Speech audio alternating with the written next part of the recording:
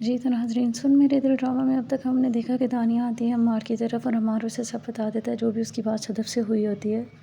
وہ اس سے کہتا ہے کہ صدف نے مجھ سے کہا کہ زہر کھا کے مر جاؤں، تو اب میں نے بھی یہ طے کر لیا کہ میں بھی زہر کھا کے مر جاؤں گا۔ دانیہ اسے سمجھانے کی کوشش کرتی ہے کہ صدف تم سے پیار نہیں کرتی، تو ہو سکتا ہے وہ کسی اور سے پیار کرتی ہو، جس کے بعد عمار کہتا ہے مجھے ایسا نہیں لگتا، کیونکہ اس بارے میں اس نے کبھی کوئی بات نہیں کی۔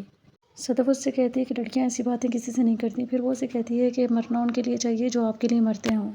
صدف کے بھائی کی طبیعت پھر سے خراب ہوتی ہے، اسے پھر سے بخار ہوتا ہے، جس کے بعد اس کی امی بھی پریشان ہوتی ہیں۔ وہ اسے ہاسپٹل لے کر جاتے ہیں، اس کے کچھ ٹیسٹ وغیرہ ہوتے ہیں جس کی رپورٹ ابھی تک نہیں آئی ہوتی۔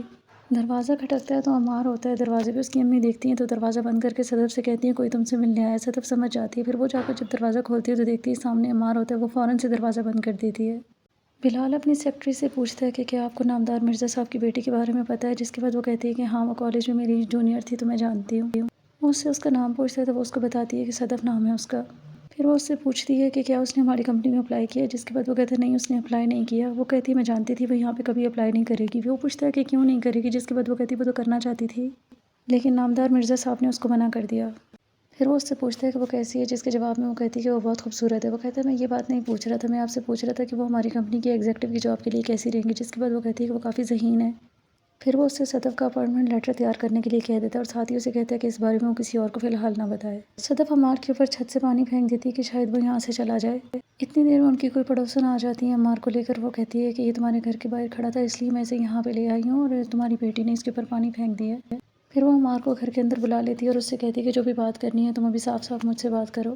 وہ کہتی ہے کہ کیا صدف نے تم سے کہہ نہیں دیا کہ وہ تم سے پیار نہیں کرتی، اور جب لڑکی کسی سے کہہ دیتی ہے کہ وہ اس سے پیار نہیں کرتی تو اس کا مطلب اس کی زندگی میں اس کی کوئی گنجائش نہیں۔ کیا تمہیں اتنی سی بات سمجھ میں نہیں آ رہی؟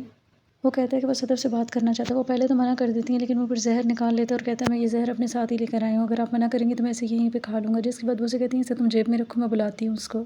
نامدار مرزا صاحب بلال عبداللہ کے پاس جاتے ہیں اور اس سے کچھ فائل سائن کرنے کے لیے کہتے ہیں۔ وہ پہلے کہیں جانے لگا ہوتا ہے لیکن پھر وہ رک جاتا ہے۔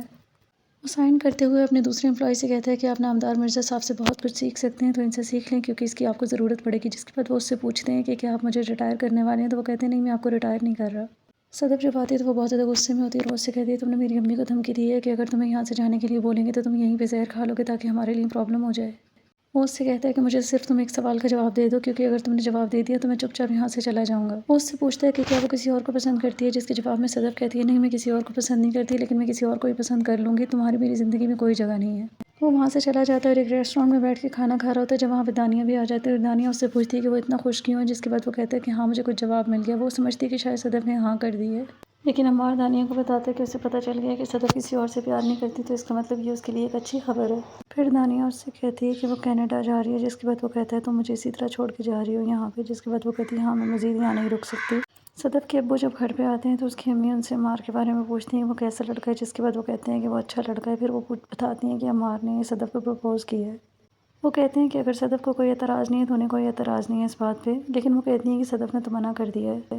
تو کیا صدف عمار کے لیے مان جائے گی یا نہیں، یہ ہمیں دیکھنے کو ملے گا اس ڈرامے کی آنے والی ایپیسوڈ میں۔ تو دیکھتے رہیے ڈرامہ سیریل بسمل، اور مزید اپڈیٹس کے لیے میرے چینل کو لائک اینڈ سبسکرائب ضرور کریں۔ اللہ حافظ۔